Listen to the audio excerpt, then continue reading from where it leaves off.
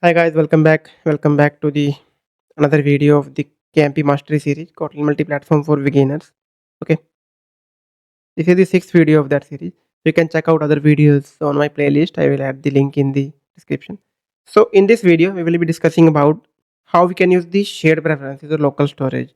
So basically, if you are building a Kotlin Multiplatform app and you want to store user settings, authentication tokens, themes, onboarding flags, so any kind of key value data, so then we need to use some kind of preferences or settings there. So in this video, we will be covering all that. Okay, don't worry. So we will be covering every library here that works on all platforms. So we will discuss two libraries here, but implement one. Okay. So basically there are, first of all, let's discuss what we need to store in the key value storage. As I mentioned, we need to store the tokens, JWT tokens. After the user is logged in, we need to store the JWT tokens, user preferences, anything if in the settings we have language, theme, last syncing, timestamp, all these things are perfect for the key value. So we have the platform specific storage as well, basically. That is the first one. So for each platform, we can use its custom, not the custom, its native storage as well. For Android, we can use the shared preferences or data store. For iOS, we can use the NS user defaults. Okay. Or for desktop, we can use the file based storage. For web, we can use the local storage or IndexedDB. So if we use them individually, we lose the whole point of Kotlin multi-platform. Write once, run everywhere. We need to write and even writing that platform specific code, native code is a little bit difficult. Okay, for the beginners especially. So that's why we can use some library here. So we can use the data store as well, but data store is just supporting at the moment. It's just supporting at the moment I'm making this video. It's just supporting the Android, iOS, and desktop. It's not supporting the web. So we'll be covering data store in another video. Okay, in this video I will show you that alternative for that. That is the multi-platform settings that works on all platforms.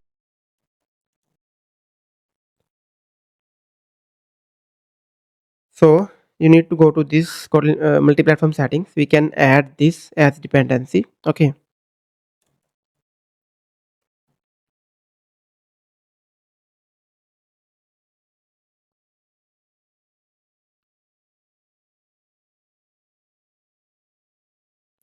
where is it setup?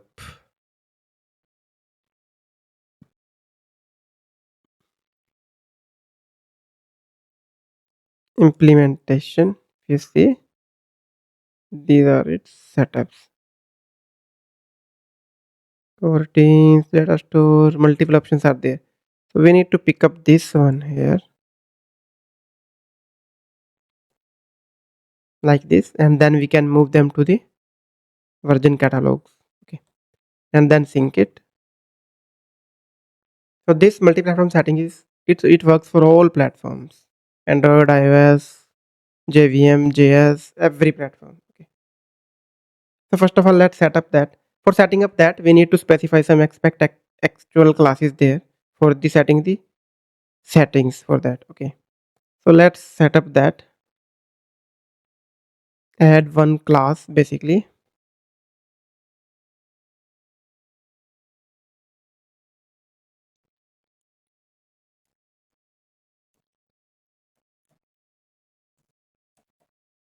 Factory class for that.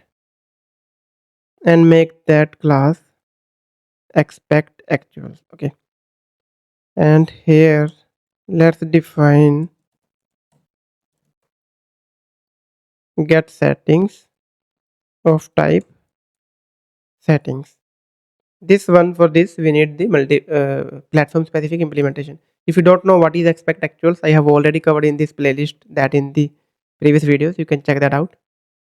So for this video I will showing like if you want to use write the shared code, but that is the platform specific as well.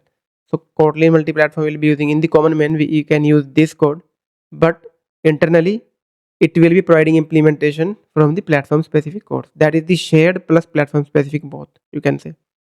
So now if you hover you hover your mouse over it, it will show you create missed actuals. We can pick up JVM main, Android main, then iOS main, then web main, then done. Okay, so now let's go to the platform specific. Yeah, in the Android. So in the Android, basically, what we need to return.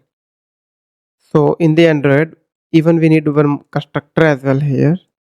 Private well context. We can directly specify the constructor any property. Basically, this is the property inside this class. Okay. So here const well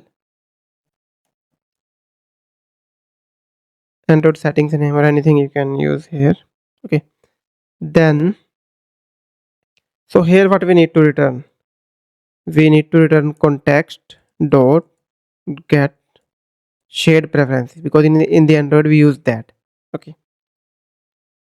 Only this platform specific code now we need to write. That is the advantage. If you see for all platforms, if you see, I was saying in the beginning, if you use the platform specific implementation, then we need to specify this code plus other code as well for saving, getting all those things. But now we just need to specify settings for each platform here, and rest of the work is done inside there. Okay. So get shared preferences. So here we can specify this, and then we can specify the mode underscore private. Okay.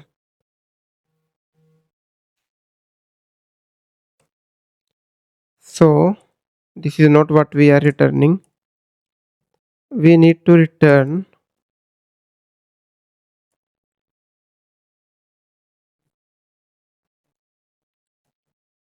shared preferences settings by passing these preferences there. Okay. Now let's move on to the iOS. So here we use the NS user defaults. That is similar to the preferences in Android. What happened?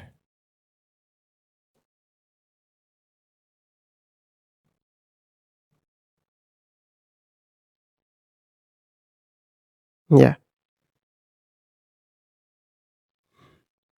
NS user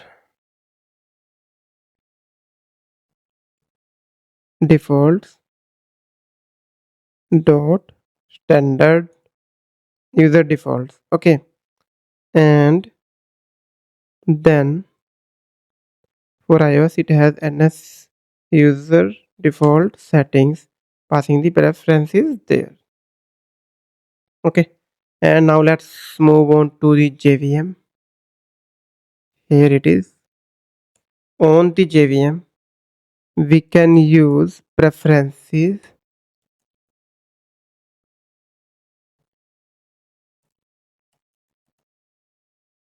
Yeah, java.util.preferences user root. From the user root preferences, then we can return preferences settings. For each platform, settings have some kind of implementation there. Then let's move on to the web main. Return storage settings. It automatically have implemented the local storage for the web platform. Okay, we don't need to worry about that. Okay, so this is about this setup, and now using this platform settings factory and this settings, we can write one class where we can add the preferences, and then we can use that. Okay, we can just create a simple class,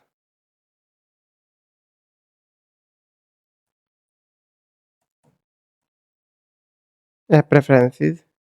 So for making it reusable, we can just specify the interface.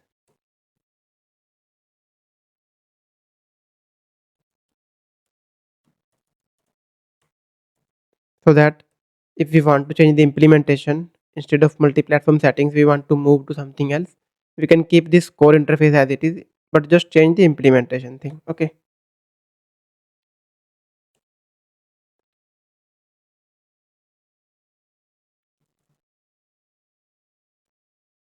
Similarly we have getInt,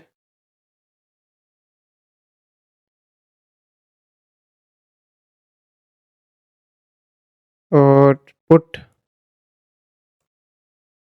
int. Similarly, we can add other methods as well.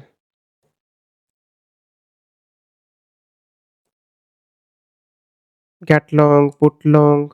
Then we can have the string as well. Okay, put string.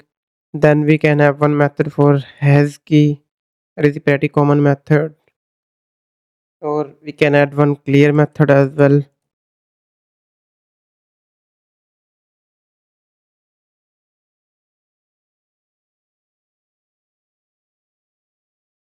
This is for clearing all, and we can have the remove as well. If you want to remove this specific, this will clear all preferences. And then we can provide its implementation. Okay.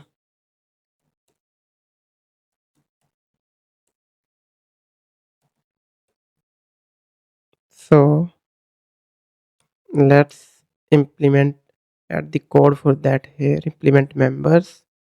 Okay. And here we can use whatever library you want to use. Okay.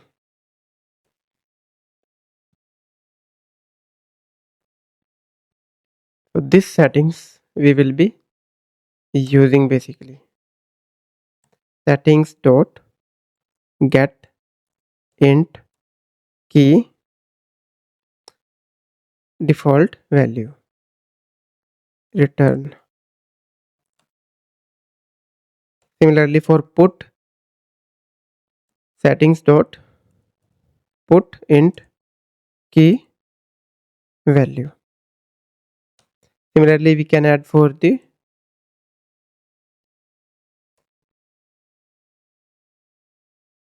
get long, for the put long as well.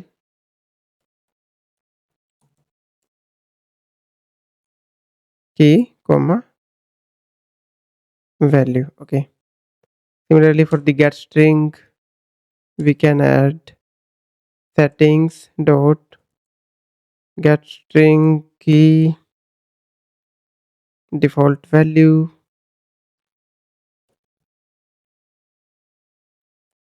Similarly put string.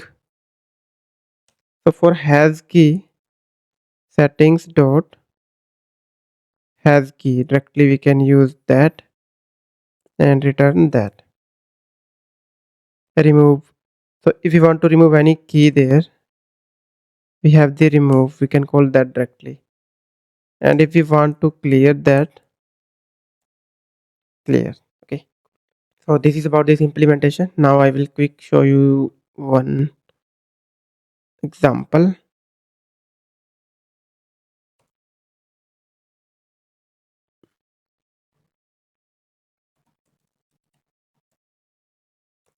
Okay. Let's say here we are taking up the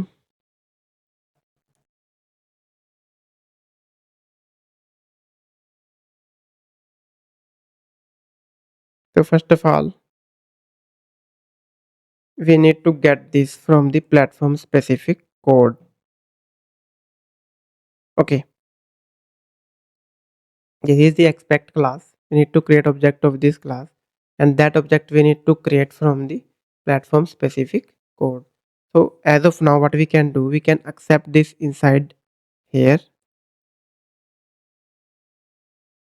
but ideally we do it by coin dependency injection, that we will cover when we will be moving on to that topic. Okay, this one we will be using.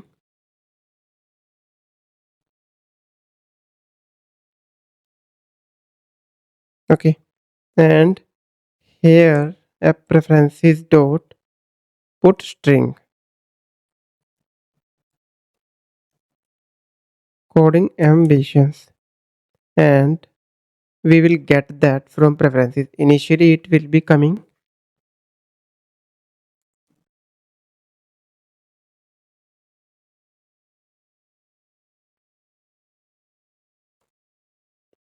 empty. Okay, after saving it will be next time coming proper value. Okay, so let's try to do that.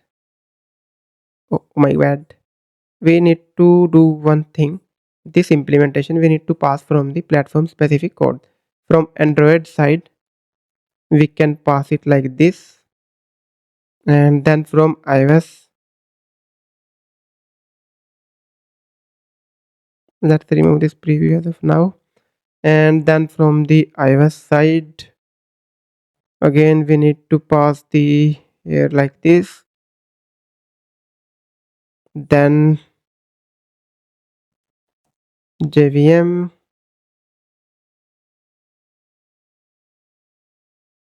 then from the web as well.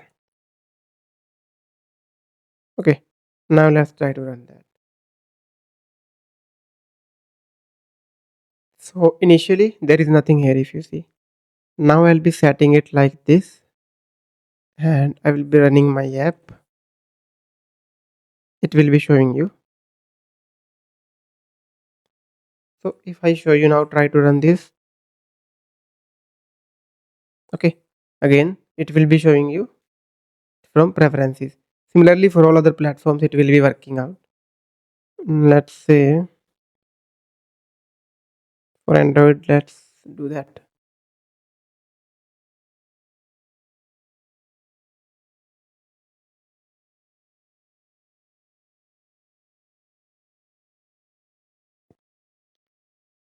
So if you see initially it's not there, then I do this, and the next time it will be there. It's in preferences, you can say. Now if even if you will be running your app multiple times after closing, it will be there because it's existing in your app's local memory, shared preferences. Okay, so that's all about this video. In the upcoming video we'll be covering another Kotlin multi-platform topics for beginners, so stay tuned for all the playlist. Okay, that's all about this video. I hope you have enjoyed it, and if you have enjoyed it, please like, share and comment on it, and don't forget to subscribe. And that's all. I will see you in another video with another cool content. Till then, bye bye, take care, have a great time, keep coding.